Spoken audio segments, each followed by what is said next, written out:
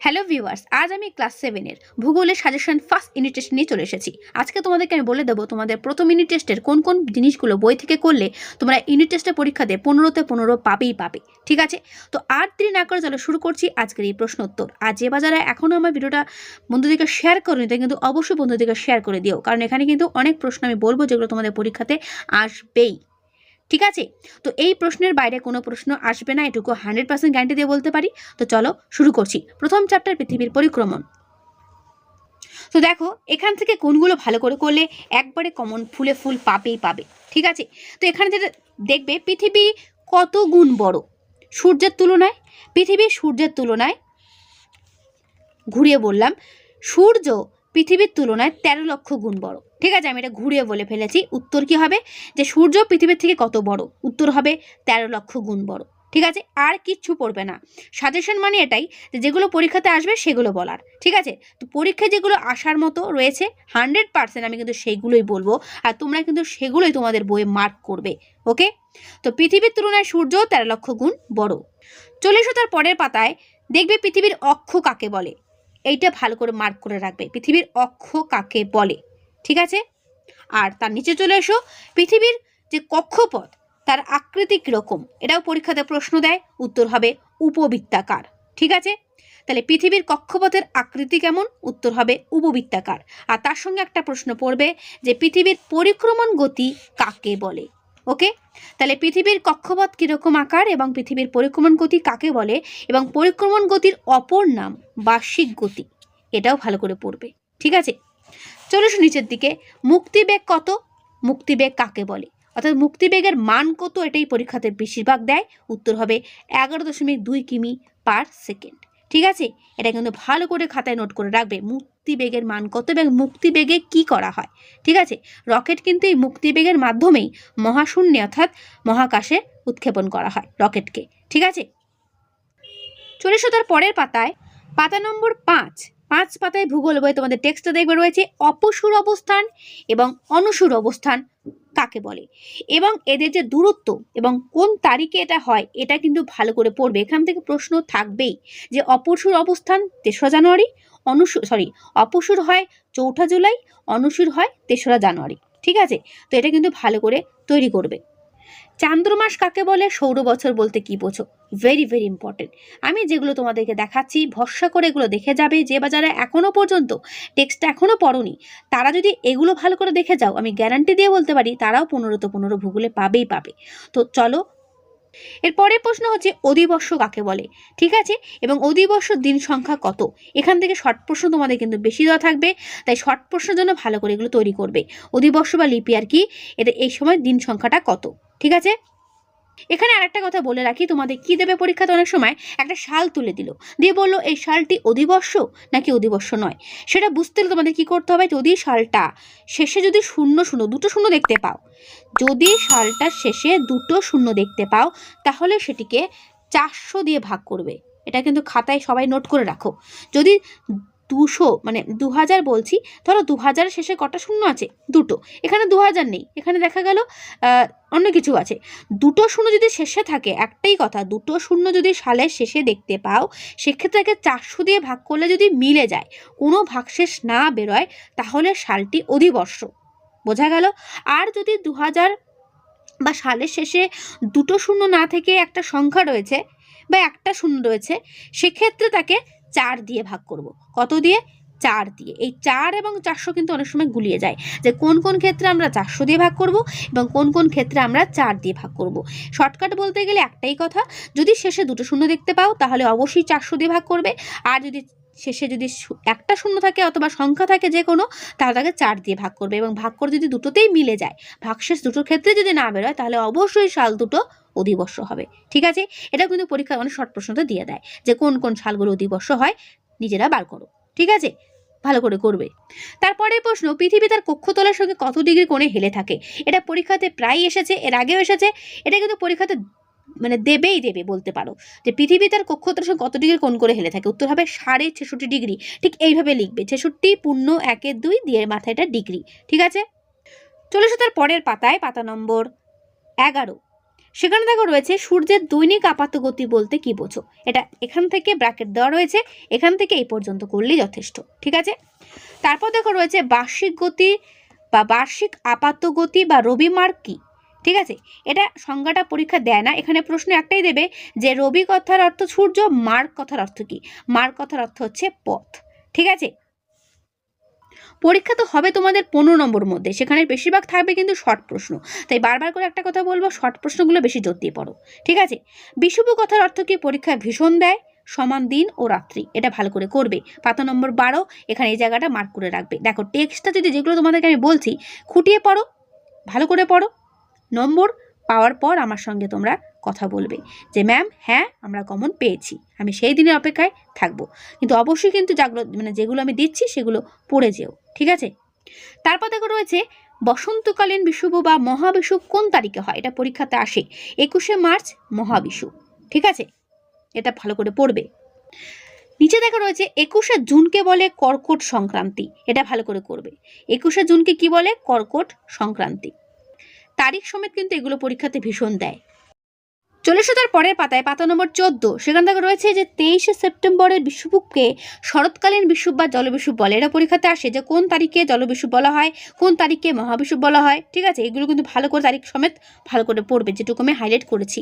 ওকে, তারপরের প্রশ্ন 22শে ডিসেম্বরকে মকর সংক্রান্তি বলা হয়, তাহলে কোন তারিখকে মকর সংক্রান্তি এবং কোন তারিখকে আর কি মকর সংক্রান্তি, বুঝতেই পারছো, এরকম করে কিন্তু শর্ট প্রশ্ন থাকবে। তো একটা জিনিস খেয়াল করো, তোমাদের ফার্স্ট চ্যাপ্টারই কত প্রশ্ন পেয়ে গেলে, তাই না। তো এখানে প্রশ্ন আসতে পারে কাকে মধ্যরাত্রি সূর্যের দেশ বা নিশীথ সূর্যের দেশ বলা হয়, উত্তর হবে নরওয়ের হামারফাস্ট বন্দরকে, এটাই প্রশ্নতে আসবে, তাই এটাই ভালো করে মার্ক করে রাখবে। ঠিক আছে, শর্ট প্রশ্নতে কিন্তু এটা আসবে যে মধ্যরাত্রি সূর্যের দেশ কাকে বলা হয়, ভেরি ভেরি ইম্পর্টেন্ট। তারপর সুমেরু প্রভা বা অরোরা বেরিয়ালিস, কুমেরু প্রভা বা অরোরা অস্ট্রালিস, এ দুটো করে রাখবে এখান থেকে জাস্ট এই পর্যন্ত। ঠিক আছে, এটা মেরু অঞ্চলে দেখতে পাওয়া যায়। ঠিক আছে, এটা আলোর ছটা বলতে পারো, রামধনুর মতো দেখতে হয় আলোর ছটাটা, তো সেটাকে উত্তরের জায়গায় বলা হচ্ছে সুমেরু প্রভা এবং দক্ষিণের দিকে বলা হচ্ছে কুমেরু প্রভা, ইংলিশ টার্ম সমেত এটা কিন্তু পড়বে। ওকে, তো এই হলো তোমাদের প্রথম পাতা সাজেশন, এগুলো ভালো করে করো, এখান থেকেই কমন পাবে।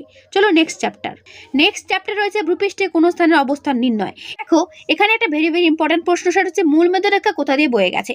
মূল মধ্যরেখা লন্ডনের রয়্যাল গ্রিনিচ নামক শহরের উপর দিয়ে বয়ে গেছে, মানে বয়ে গেছে বলতে কল্পনা করা হয়েছে, এটা কিন্তু পরীক্ষাতে আসে, তাই এটা কিন্তু ভালো করে তৈরি করে রাখবে, মার্ক করে রাখবে।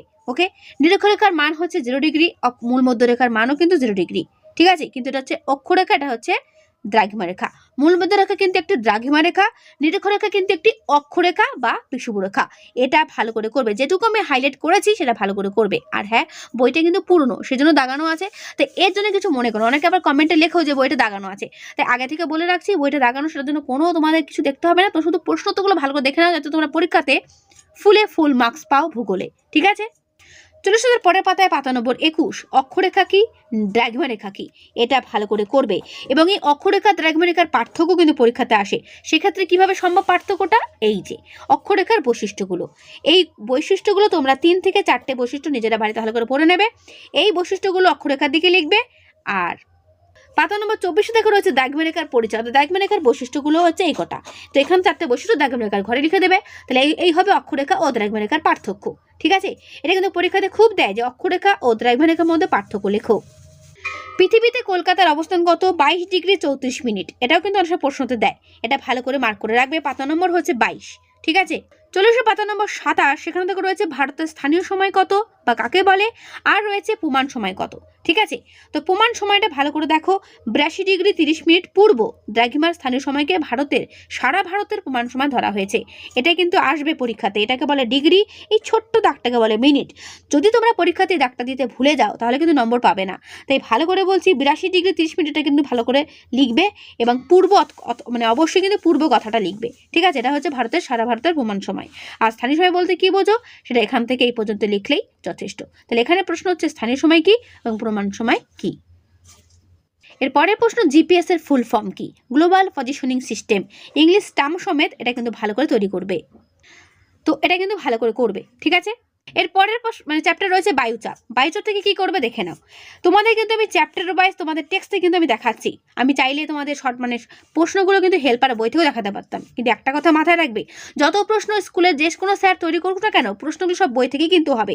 তাই প্রত্যেকদিন অবশ্যই এই ভিডিওটা ভালো করে দেখবে প্রথম থেকে শেষ পর্যন্ত, এবং বন্ধুদের কাছে শেয়ার করে দেবে, ঠিক আছে? তো দেখো বায়ুচাপ থেকে কি করবে। পাতা নম্বর 31-এ রয়েছে বায়ুচাপ সর্বমুখী। এই লাইনটা হাইলাইট করে রাখো। বায়ু কোন দিকে চাপ দেয়? না বায়ু সব দিকেই চাপ দেয়, ঠিক আছে? এবং সমুদ্র তলে বায়ুচাপের সমান এটা কত? না সমুদ্র সমতলে বায়ুচাপ 76 সেমি পারস্তম্ভের চাপের সমান। এটাও কিন্তু পরীক্ষাতে ভীষণ দেয়। এরপরে দেখো রয়েছে বায়ুচাপ মাপার যন্ত্রের নাম কি? উত্তর ব্যারোমিটার। এবং এটি কে আবিষ্কার করেন? 1643 খ্রিস্টাব্দে বিজ্ঞানী টরিসেলি এটি আবিষ্কার করেন, ঠিক আছে? এটা ভালো করে করবে। চলে এসো পাতা নম্বর 33। সেখানে দেখো রয়েছে শীতল মেরু অঞ্চলে বায়ুচাপ বেশি এবং উষ্ণ নিরক্ষীয় অঞ্চলে বায়ুচাপ কম হয়, কারণ কি? তার কারণটা লিখতে গেলে তোমাদের কিন্তু এইখান থেকে একদম শেষ পর্যন্ত তোমাদের কিন্তু এটা লিখতে হবে, ঠিক আছে? এটা বড় প্রশ্নের জন্য ইম্পর্টেন্ট, আমি তাই প্রশ্নটা বলে দিলাম, ঠিক আছে? আমি কিন্তু পড়াটা দেখানোর পাশাপাশি প্রশ্নটাও উল্লেখ করছি, তাই অবশ্যই কিন্তু ভিডিওটা প্রথম থেকে শেষ পর্যন্ত পরপর দেখো, স্কিপ কেউ করো না, ঠিক আছে? তারপরে দেখো নিচের দিকে বায়ুতে জলীয় বাষ্প থাকলে ওই বায়ু জলীয় বাষ্পহীন বায়ুর থেকে কি হয়? হালকা হয়, তাই বায়ুর চাপও কম হয়, ঠিক আছে? এই লাইনটা মার্ক করে রাখবে যে বায়ুতে কি থাকে? না জলীয় বাষ্প থাকে, ঠিক আছে?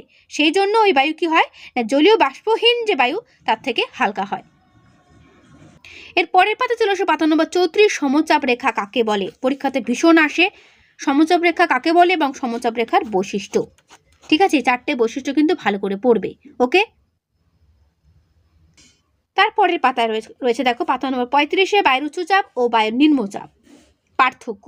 দুটোই কিন্তু আলাদা করে দেওয়া রয়েছে। এটা কিন্তু ভালো করে বড় প্রশ্নের জন্য করবে যে বায়ুর উচ্চচাপের সঙ্গে নিম্নচাপের পার্থক্য কি, লেখো, ঠিক আছে? এটা কিন্তু ভালো করে করবে। তারপরে পাতা দেখো রয়েছে বায়ুচাপের পার্থক্য কিন্তু বায়ু প্রবাহের প্রধান কারণ, ঠিক আছে? আমি হাইলাইট করে রেখেছি। আর কিছু কিছু সাইক্লোনের নাম কি হবে? হারিকেন, টর্নেডো, টাইফুন ইত্যাদি, ঠিক আছে? এগুলো হচ্ছে এক একটা বিধ্বংসী রূপ সাইক্লোনের, বা প্রবল বেগে ঝড়ের বা ঘূর্ণবাতের বা ঘূর্ণিঝড়, এগুলো এক একটা, ঠিক আছে? তার নিচে দেখো রয়েছে মাউন্ট এভারেস্ট, এর উচ্চতা কত? এর উচ্চতা মনে রাখবে। আর এখানে বায়ুচাপটা কত, ঠিক আছে? আর সেক্ষেত্রে পুরীর যে সমুদ্র সৈকত সেখানকার উষ্ণতা কত বা উচ্চতা কত এবং সেখানকার বায়ুচাপ কত, এটা একবার জাস্ট রিডিং করে নেবে। এরপর চলে এসো পাতা নম্বর 9, চ্যাপ্টার 9 এশিয়া মহাদেশ, ঠিক আছে? এশিয়া মহাদেশ থেকে কি কি পড়বে দেখে নাও। ফার্স্ট পেজে অনেক কিছু প্রশ্ন আছে, যে পৃথিবীর ছাদ বলা হয় কাকে? না পামির মালভূমিকে, এটাও প্রশ্নতে দেয়। গঙ্গার ব্রহ্মপুত্র সমভূমি হচ্ছে বৃহত্তম বদ্বীপ সমভূমি পৃথিবীর মধ্যে। এটা পৃথিবীর বৃহত্তম বদ্বীপ সমভূমির নাম কি? উত্তর হবে গঙ্গা ব্রহ্মপুত্র সমভূমি, ভালো করে করবে। পৃথিবীর বৃহত্তম বনভূমি উত্তর কি হবে? তুইগা, এটাও প্রশ্নতে আসে। বৃহত্তম হ্রদ তার নাম হচ্ছে কাস্পিয়ান হ্রদ, সবই কিন্তু এই এশিয়া মহাদেশে অবস্থিত। মাউন্ট এভারেস্ট এটাও কিন্তু এশিয়া মহাদেশেই অবস্থিত, ঠিক আছে? তো এগুলো ভালো করে করবে। তারপরের পাতা দেখো রয়েছে এশিয়াকে চরম বৈশিষ্ট্যের মহাদেশ কেন বলা হয়? ভেরি ভেরি ইম্পর্টেন্ট, বড় প্রশ্নের জন্য কিন্তু গুরুত্বপূর্ণ। আমি কিন্তু উল্লেখ করে দিচ্ছি যে কোনগুলো বড় প্রশ্ন কোনগুলো শর্ট প্রশ্ন, ঠিক আছে? তার নিচে দেখো রয়েছে কিছুটা হাইলাইট করা জায়গা। এই হাইলাইট করা জায়গাগুলো ভালো করে পড়বে। কি না সিন্ধু নদীর ধারে হরপ্পা, মহেঞ্জোদারো ও সিন্ধু সভ্যতার বিকাশ হয়েছিল। তারপর দেখো রয়েছে টাইগ্রিস ও ইউফ্রেটিস নদীর উপত্যকায় উন্নত মেসোপটেমিয়া সুমেরু সভ্যতা উদ্ভব হয়েছিল। হুয়াংহ নদীর উপত্যকায় চীন সভ্যতার আতুরঘর চীন সভ্যতা তৈরি হয়েছিল, ঠিক আছে? অনেকে স্কুলে ম্যাপ পয়েন্টিং দিতে পারে, ঠিক আছে? তো ম্যাপ পয়েন্টিংয়ের জন্য তোমাদের কিন্তু এইটা কিন্তু ভালো করে করবে, ভূ প্রকৃতিটা ভালো করে করবে, ঠিক আছে? যে কোথায় কোন পামির গ্রন্থি কোথায় আছে, পামির গ্রন্থি, আর্মেনীয় গ্রন্থি, এই নামগুলো ভালো করে দেখবে, ঠিক আছে? ম্যাপ পয়েন্টিং অনেক সময় আসে না, তবুও যদি আসে তবুও এটা কিন্তু ভালো করে দেখে রাখবে এশিয়ার এই ম্যাপটি। একদম 352 নম্বর 88, সেখানে দেখা রয়েছে বিভিন্ন উত্তর দিকে প্রবাহিত নদী এশিয়ার। ওপ নদী, ইনিসি নদী, এদের বৈশিষ্ট্যগুলো অর্থাৎ নদীর উৎস, নদীর দৈর্ঘ্য এবং মোহনা, এই 3টে জায়গাটা ভালো করে পড়বে, ঠিক আছে? ওব আর ইনিসি এবং লেনা, ঠিক আছে? এটা কিন্তু পড়বে, ওকে? এই পাতা দেখা রয়েছে দক্ষিণ দিকে প্রবাহিত নদী কোনগুলো পড়ছে? গঙ্গা, ব্রহ্মপুত্র, সিন্ধু। তো এদের ক্ষেত্রেও তাই, নদীর উৎস, নদীর দৈর্ঘ্য এবং মোহনা 3টি ভালো করে পড়বে। তার নিচে দেখা রয়েছে টাইগ্রিস ও ইউফ্রেটিস নদী, ঠিক আছে? যেগুলো আমি হাইলাইট করছি সেই নদীগুলো বেশি জোর করে পড়বে, বেশি জোর দিয়ে পড়বে। তারপরের পাতা দেখা রয়েছে ইয়াংসি নদী। ইয়াংসি নদী কিন্তু পরীক্ষার প্রশ্ন আসবে। এর নদীর উৎস কি, নদীর দৈর্ঘ্য কি, ঠিক আছে? সব থেকে কিন্তু দৈর্ঘ্য ইয়াংসি নদীরই বেশি, ওকে? ইয়াংসি নদীকে বলা হয় স্বর্ণ রেণু নদী, এটা পরীক্ষা আসে। হুয়াংহো নদীকে বলা হয় হলুদ রঙের নদী বা পিত নদী। ঠিক আছে, এই দুটো ভালো করে করবে। তো এই দুটো অ্যান্সার তোমরা কিন্তু এখানে প্রশ্নগুলো দেওয়া রয়েছে, এখান থেকে পরপর পেয়ে যাবে। ঠিক আছে, মানে এই প্রশ্নগুলোর উত্তর তোমরা কিন্তু এখান থেকে করতে পারবে। চলে আসো তার পরের পাতায়, পাতা নম্বর 94। ইয়াংসি নদী হচ্ছে এশিয়া মহাদেশের দীর্ঘতম নদী, এটা ভালো করে পড়বে। এবং এটি কোথায় পড়েছে? না, পূর্ব চীন সাগরে গিয়ে মিশেছে। ঠিক আছে, চলে আসো তার পরের পাতায়, পাতা নম্বর 95। সেজুন অববাহিকা কি? রেড বেসিন কি? ভালো করে পড়বে। হুনান প্রদেশকে চীনের ধানের গোলা বলা হয়। কাকে চীনের শস্য ভাণ্ডার বলা হয়? ইয়াংসি অববাহিকা বলা হয় চীনের শস্য ভাণ্ডার। ঠিক আছে, এটা ভালো করে পড়বে। ডান দিকে দেখা রয়েছে এশিয়ার হুলান বা চীনের হুলান কি? পোল্ডার ভূমিকে বলা হয়। তারপর সাংহাইকে চীনের বৃহত্তম শিল্প কেন্দ্র বা শ্রেষ্ঠ বন্দর বলা হয়। চীনের ম্যানচেস্টার বলা হয় কাকে? না, সাংহাইকে। ঠিক আছে, তো এইগুলো কিন্তু ভালো করে পড়বে, এই তথ্যগুলো।